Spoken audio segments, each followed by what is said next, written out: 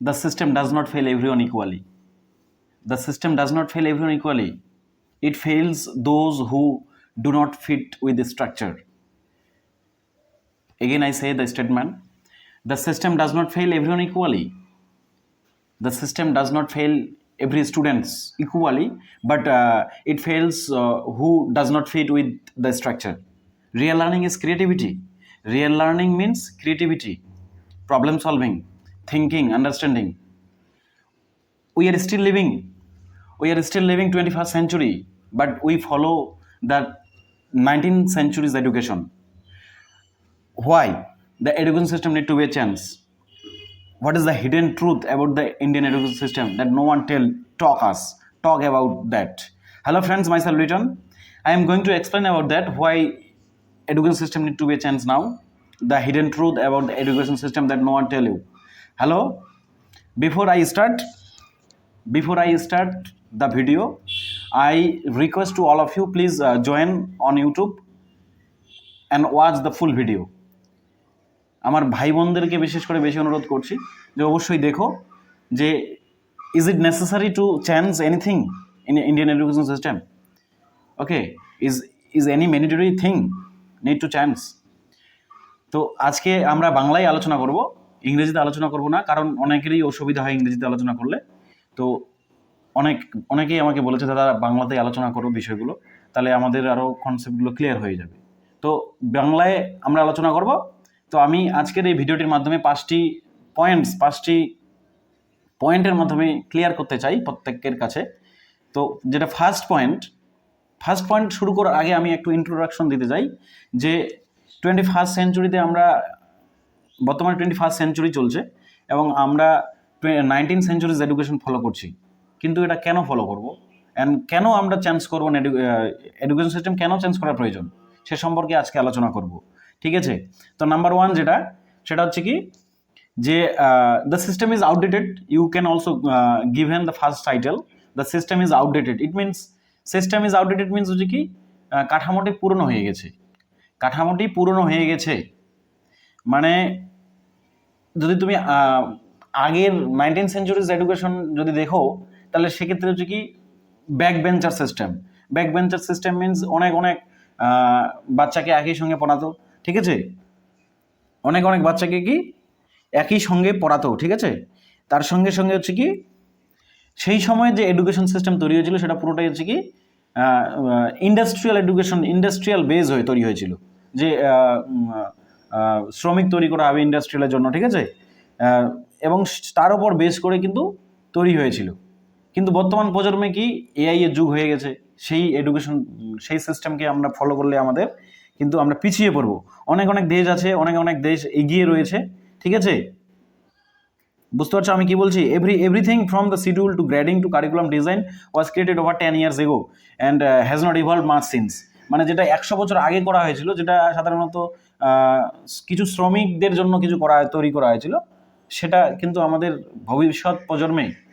ভবিষ্যতে আর কি আগামী 10 to 20 ইয়ার্সের মধ্যে অনেক জায়গাতে আমাদের এআই জায়গা তৈরি করে নিবে। ঠিক আছে?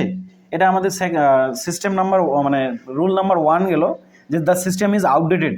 ঠিক আছে? যে কাঠামোটি কি পুরনো হয়ে গেছে। এবং 2 নম্বরটা যদি আমি আলোচনা করি, 2 নম্বর পয়েন্ট সেটা হচ্ছে কি আমাদের শিক্ষার ক্ষেত্রে হচ্ছে কি grade over the learning over the grades.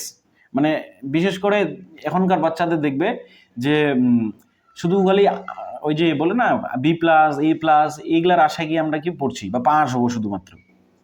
Actual আমরা শিক্ষাটা কিন্তু নিচ্ছি না। এই কনসেপ্টটা বোঝার চেষ্টা করবে যে শেখার চেয়ে গ্রেডের ওপর মনোযোগ দিচ্ছে এখনকার ছেলে মেয়ে। ঠিক আছে? শেখার চেয়ে গ্রেড, এই যে A+, B+, আমাকে B+ পেতে হবে, A+ পেতে হবে। এর ফলে কি হচ্ছে, পড়তে হচ্ছে। এবার পড়াটা কিন্তু কিছু সময়ের জন্য, আজকে পড়ছি কালকে ভুলে যাবো। That's the human brain. প্রত্যেকের ক্ষেত্রে হয়, যেটা হয়।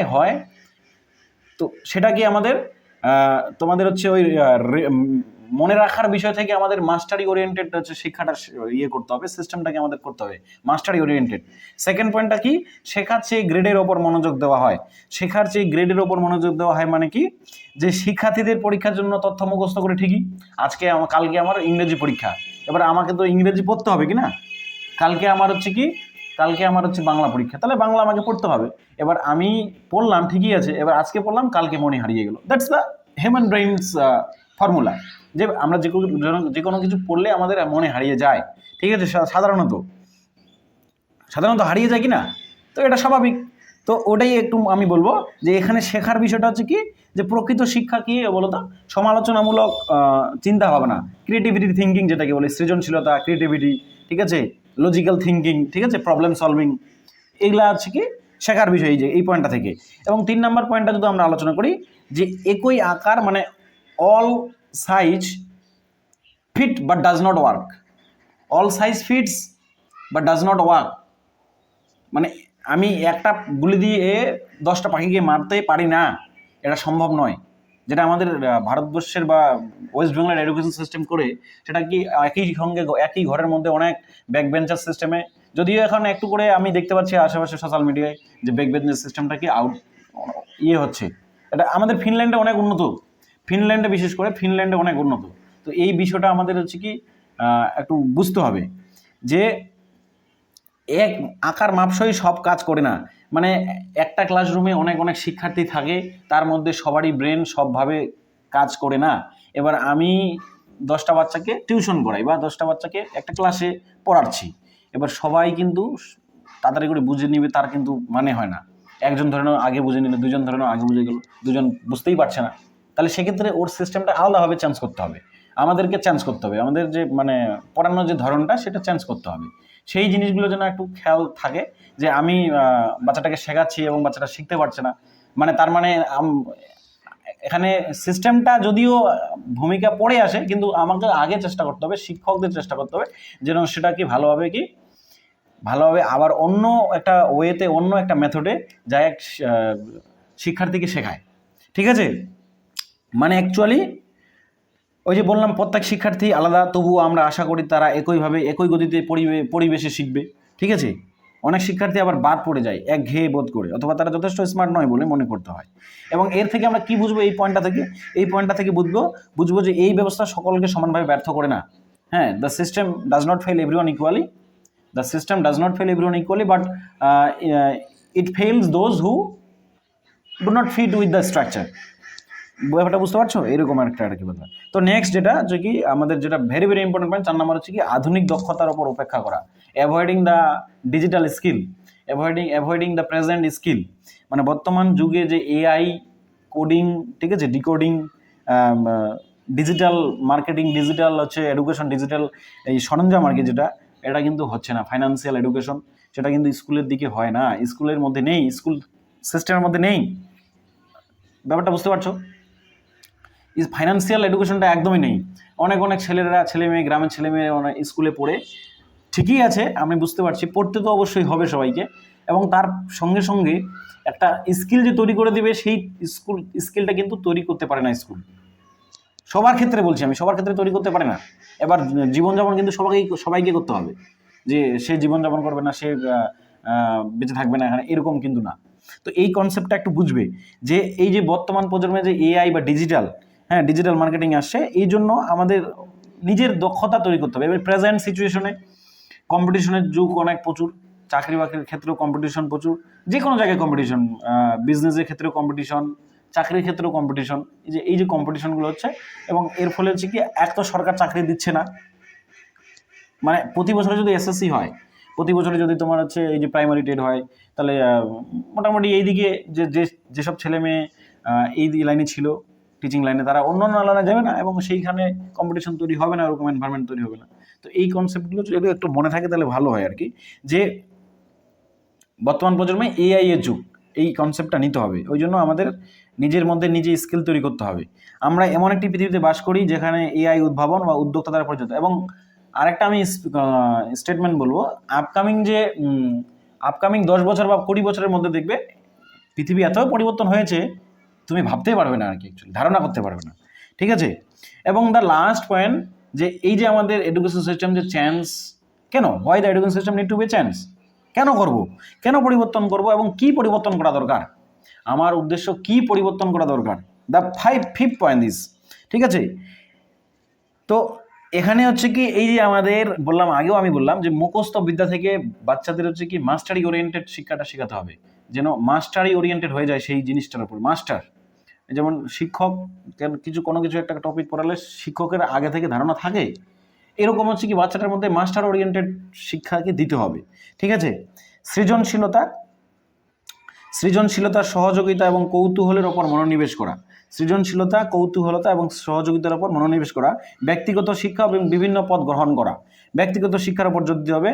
হ্যাঁ, এবং এর সঙ্গে সঙ্গে আমি বলবো যে এই যে ফিনল্যান্ডের যে এডুকেশন সিস্টেমটা অনেক আমাদের থেকে অনেক উন্নত, এবং সেখানকার একদমই আলাদা এডুকেশন সিস্টেমটা, এবং সেখানে অনেকভাবে আমাদের থেকে অনেক সেখানে উন্নত, তার সঙ্গে সঙ্গে অনেক সেখানকার বাচ্চারা অনেক ফেসিলিটি পেয়ে থাকে, তার সঙ্গে সঙ্গে অনেক কিছু শিখতেও পারে, অনেক স্কিলে দক্ষতা করতে পারে।